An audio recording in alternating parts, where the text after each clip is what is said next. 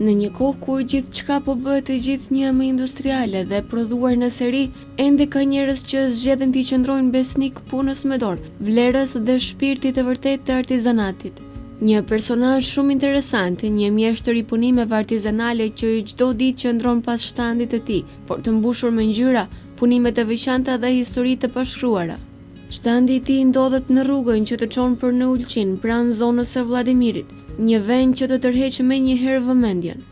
Ai na flet për rrugtimin e tij si artizan, si nisi gjithçka, nga një pasion i hershëm për krijimin me dorë e deri tek transformimi i këtij pasioni në një mënyrë jetese. Na tregon se si çdo sen që ai krijon ka një histori, një simbolik dhe një ndjesi të veçantë. Nuk është thjesht një produkt, por një copës kulture, një shprehje personale dhe një përpjekje për të mos lejuar që trashëgimia jonë artizanale të humbas në kohë.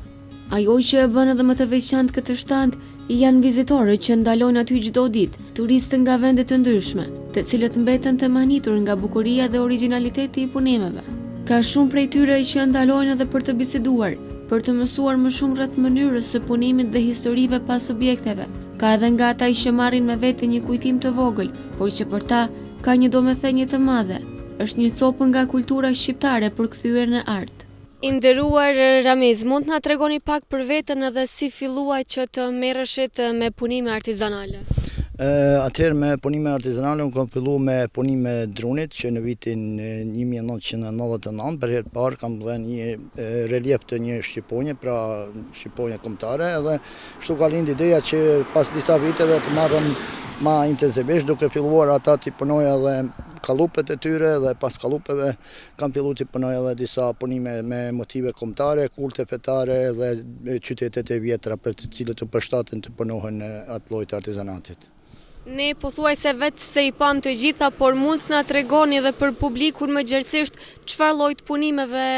ofroni në shtandin e juaj? Atëherë këtu në qendër të anës Malit, pra në zemër të anës së Malit, ofrojmë domethënë punime të ndryshme të cilat punohen nga artizanet e shoqatës sime, pra janë artizanet e Ballkanit Perëndimor dhe disa shtete të tjera,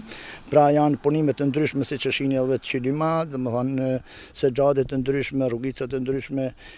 atëherë punime të cilat punohen në lëkurën e dhis, cjapit, edhit dhe lëkura të tjera, tapete të punuara me lëkurë dhe punime tjera artizanale të cilat të punuara nga bakri, nga alabastri, nga qendësira të ndryshme, veshjet kombëtare e tjerë. Pra të gjitha këto punime janë të punuara nga artizanët të cilët kanë marrë pjesë në panajiret e mia, kështu ka lindë edhe ideja që të hapi këtë pikë këtu, pasi që unë gjatë 15 viteve që kam, 14 viteve që kam shoqatën dhe 22 vite që marr pjesë me grup në panajiret ndryshme, pra kam njohur shumë artizanë të njohur dhe prej tyre pra ka lindë ideja që të shes këtu para disa viteve kemi shitur, kemi pas disa kioska me poshtë, mirë po tani me hapjen e parkut, pra është viti i tretë që shes këtu. Ju veç si i përmendet po ashtu dhe disa nga materialet që i përdorni për punimet. Cilin mund ta veçosh që është më i lehtë ose që e ke më dëshirë që ti punosh punimet e tuaja, cilin lloj materiali? Atëherë unë thash për punimet e mia, pra sot për sot gjenden vetëm brenda kioskës madhe që pat më parë, pra ato janë punimet të cilat punohen, pra janë motivet kombëtare siç është ka kultet vetare dhe etnoqytetet e vjetra, ndërsa punimet siç shihni edhe të punimet të cilat janë më interesante për vizitorët e brendshëm të huaj, pra nga shumë shtete të botës, pasi që këtu gjatë verës them të drejtën ka pas turista aq shumë domethënë të huaj që ndoshta kanë qenë 100-120 shtete të cilët janë ndaluar edhe nga Afrika, edhe nga Amerika Latine, edhe nga Europa, edhe nga Australia, pra në gjitha kontinentet pra ndales, pasi që kjo rrugë tranzit dhe lidh pra mbar Evropën deri në shtetet e lindjes. Kështu që turistët të cilët interesohen më tepër janë punimet e lëkurës, pasi që janë të punuara shumë bukur, janë shumë kvalitet, pra janë në trend tash, kanë qenë më para, pra tani janë edhe më në trend, pra i blejnë edhe trit, i blejnë edhe grup moshat e ndryshme. Atëherë janë qylymat të cilat janë me motive nga Ballkani, pra janë motive ballkanike. Kemi veshjet kombëtare të treva tona shqiptare, të cilat po ashtu instrumentat tradicional burimor, lahuta, çiftelia e tjerë. Punimet e bakrit, pra të cilat janë të preferuara, Pra, do të thotë, unë kam shku ma tepër të artizanale se sa të suvenirë si quhen, sepse kur të marrim suvenirë, domethënë ishte një pjesë tjetër që ishte modernizuar ma tepër dhe që janë punimet që punohen në vende të ndryshme, siç vinë prej Kinës apo Turqie, kurse këtu do të thotë janë 95% pra produkte Ballkanit, sepse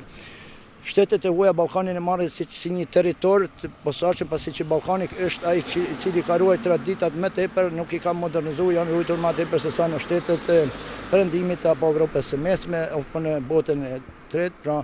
kështu që unë kam shtuar këtu klienta pra gjatë berës pra prime një korrik deri me 15 shtator ose deri në fund shtatorit punon 24 orë, domethënë pa ndërpremje sepse rruga frekuentohet mjaft edhe në orët e hershme të mëngjesit, sidomos prej orës 3 deri në 6 është një frekuencë shumë e madhe, kështu që ka ndalesa edhe gjatë natës edhe ka pra të interesuar që vinë, dalen dhe blejnë ndonjë punim të ndryshëm. A keni krijuar punime të reja apo koleksione të veçanta për këtë sezon, si për shembull këto që po i shohim që i kemi parat? Po atëherë disa nga punimet, pra siç punojnë artizanët tjerë, pra unë ju jap disa ide dhe kemi disa motive të reja, pra presim disa motive të reja me pra siç thash ballkanike, të cilat do të punohen brenda 10 ditëve. Gjithashtu unë kam një dizajner i cili punon shumë bukur në lëkurë, pra në pjesët e lëkurës ku punohen prej 3 ose 4 lloj kashe ose prej disa racave të lopëve, pra që punohet një qëllim ose diçka, kështu që ata do të jenë shitje shumë shpejt, pra nga data 22 ose 23 qershor, dhe se besoj që edhe si mjet ka me qenë një sezon shumë i begatshëm, kështu që uroj të gjithëve këtu në Urqinë edhe ata që punojnë me suvenire, me punime artizanale apo me diçka tjetër, pra ju uroj një sukses të madh në këtë sezon. Ne po shohim shumë lloje të punimeve të ndryshme. Sa kohë ju merr juve përafërsisht që të krijoni një punim të zakonshëm? Atëherë mbaret edhe te punimi dhe detajet e punimit, pra një punim mund të marrin edhe 2 orë, po mund të marrin edhe 2-3 ditë punohet, mbaret, pra punohet në dru, në alabastër, mirë po domethënë me tepër marrin punimet e herojt domethënë kombëtar, sepse ata janë domethënë diçka pak më vështirë, ndërsa punimet tjera siç janë qytetet e ndryshme, etnoqytetet për shembull Ulqini apo Kruja, Gjirokastra, pa janë diçka më të lehta dhe ata realizohen më shpejt. Çfarë kërkesa ka njerëzit që ndalohen edhe çfarë preferenca e sheh më shumë që i kanë klientët tuaj? Po, si thashë më parë, punimet të cilat kërkohen më tepër, pra janë lëkurat e kafshëve të ndryshme, pra kafshëve shtëpiake, por edhe kafshëve të egra, pra ato janë me, si themi, me trendi tash, pra të cilët i blejnë të gjitha grup moshat, pra dhe moshat e reja dhe moshat e mesme, gjithashtu veshjet kombëtare, punimet nga brakri, qeramika. Të them të drejtën, pasi që këto janë 90% punime artizanale, nuk janë suvenire, pra edhe domethënë shumica aty pra janë, pra nuk mund të dalloj se cila shitet më tepër, pra por lëkurat dhe qylimat dhe veshjet kombëtare janë ata të cilët shiten më shumë. Mund ta vëreni ju se cili është reagimi i turistëve kur ndalen, a ka ndonjë reagim të veçantë ashtu kur i shohin këto punime? Po ka të veçantë, pasi që turistët e huaj, pra siç thashë më parë, janë mësuar që në shtetet e tyre, pra në Evropën, në shtetet skandinave apo në Evropën perëndimore, pra shumica e punime janë modernizuar, ndërsa ato to shohin pra shumë punime, pra të cilat punohen me dorë, pra të cilat janë punuar edhe akoma po vazhdojnë traditën artizanët shqiptarë dhe artizanët e Ballkanit, edhe ata kanë dëshirë pra edhe blejnë edhe nalen këtu veshjet tona kombëtare, fotografohen me veshjet me instrumentat burimor tradicional. Dhe ishte çuditshme se shumë turistë huaj, edhe rus, edhe ukrainas, edhe gjerman, edhe italian, edhe francez, edhe holandez, edhe nga Argentina, pra ka shumë që blejnë edhe veshjet tona kombëtare, u duken shumë interesant. Pra ishte çuditshme se ndoshta prej 30-40% të punimeve artizanale pra blehen me motive shqiptare, blehen nga të huajt. A vreni dallim ndër vite, domethënë nga vite në vit në interesimin e turistëve për këto punime? Po, nga viti në vit ka dallim, sepse punimet artizanale do të thotë vinë edhe duke vlerësuar më tepër. Disa vite, pra para 15 vite që kam filluar me shit, nuk janë vlerësuar sidomos nga populli jon, pra populli anamarrës së Surqinak, ndërsa këto 3-4 vite të fundit ka mjaft vlerësa që blejnë edhe vendalit, pra e kanë kuptuar ndoshta sepse kanë munguar këtu në shitje, por e shoh që ka të interesuar mjaft edhe nga ana malit nga ullqinit vendas, të cilët i pyes se a i dojnë për dhurata, mirë po ata tregojnë se i dojnë për veti, sepse ka shumë anamale ullqinak që blejnë dhurata dhe dhurojnë tyne që janë në Amerikë. Mirë po kjo është diçka shumë bukur, pasi që kur i kenë shitje edhe njerëzit i shohin edhe atëherë i vlerësojnë më tepër dhe i blejnë. Gjatë bisedës, ai ndau me ne edhe një lajm tjetër të bukur. Së shpejti pritet të mbahet një organizim në Gjirokastër, ku do të marrin pjesë edhe artizanat të tjerë. Një ngjarje që do të shërbejë jo vetëm për të ekspozuar punimet unike të mjeshtërve, por edhe për të forcuar jetëzimin mes tyre dhe për të promovuar më gjerë artizanatin shqiptar. Desha të ndalem edhe tek kjo që kuptova se do ta prezantonit ullqinin me këto punime edhe në Gjirokastër. Na flinti pak rreth kësaj çështje. Po atëherë jo vetëm me këta punime, por ullqini në Gjirokastër do të thirret ky manifestim, pra është një manifestim që është ideja ime, edhe në bashkë organizim dhe jemi, pra unë kam bërë një kërkesë pra bashkisë Gjirokastër, edhe ata kanë pranuar më njëherë pozitivisht kërkesën time për të organizuar pra një manifestim i cili do të quhet Ullqini në Gjirokastër, por në të ardhmen edhe Gjirokastër do të vijë në ullqin. Pra unë falenderoj shumë edhe bashkinë Gjirokastër me kryetar Framur Golemin, nën kryetarin e bashkisë Gjirokastër Kristina Gushin dhe Bjori Thana, i cili është kryetari i tij, pra ne jemi në bashkëpunim me ta dhe se që me datën 20-21 në Gjirokastër pra do të shkojmë të gjitha profilet, duke filluar nga këngëtar, solistë ndryshëm,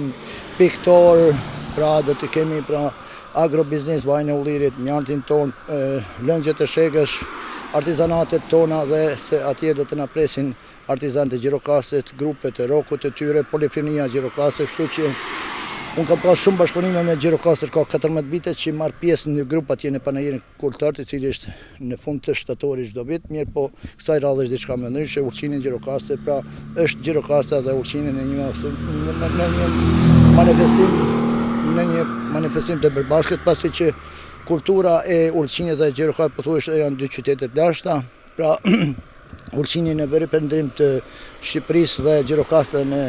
jug perëndim të Shqipërisë, pra janë dy qytete të lashta, janë dy qytete historike, dy qytete të cilat kanë shumë kultura pra të përbashkëta dhe se besoj që ky aktivitet do të jetë një ndër aktivitetet më të bukura të këtij viti që do të organizohen atje. Përmendet përkrajen nga komunat e Gjirokastrës, po nga komuna e Ullqinit dhe nga institucionet e ndryshme, keni përkraje? Po, atëherë unë kam kërkuar edhe nga komuna e Ullqinit, organizata turistike e Ullqinit edhe Këshilli Kombëtar Shqiptar, pra besoj që shumë shpejt edhe ata do të na përkrahin, pra dhe i falenderoj edhe ata, të cilët do të na mësojnë pak a shumë pra pjesëmarrjen atje ose organizimin tonë atje. Edhe shpresoj që edhe në të ardhmen, pra do të kemi aktivitete ndryshme, do të kemi edhe prej me 1 shtatorit Gjirokastër në Ullqin, do të kemi edhe panajiret ndryshme, kështu që këtë vite kemi plot me aktivitete edhe besoj që do të jenë edhe më të suksesshme se në vitet e mëparshme. Dhe si përfundim edhe si që do zakoni, një mesazh për të gjithë njerëzit që kalojnë kësaj rrugë dhe dëshirojnë të ndalen tek shtandi juaj. Atëherë të gjithë ata të cilët kalojnë këtu dhe të cilët janë blerës tu i falenderoj shumë, sidomos bashkëvendasit tonë në Amerikë, nga kraja në malit Ullqini. Pra edhe këtu kam pas edhe shumë kosovarë të cilët në ardhur disa herë, pra edhe atyre gjithë shqiptarëve të cilët vlerësojnë motivet tona kombëtare, punimet tona, i falenderoj shumë nga zemra. Ky pra ishte Ramiz Hajdari, që me pasionin e tij për artizanatin dhe për kushtimin ndaj traditës, jo vetëm që ruan një trashëgimi të çmuar kulturore, por edhe ndan atë me krenari çdo ditë përmes punimeve artistike.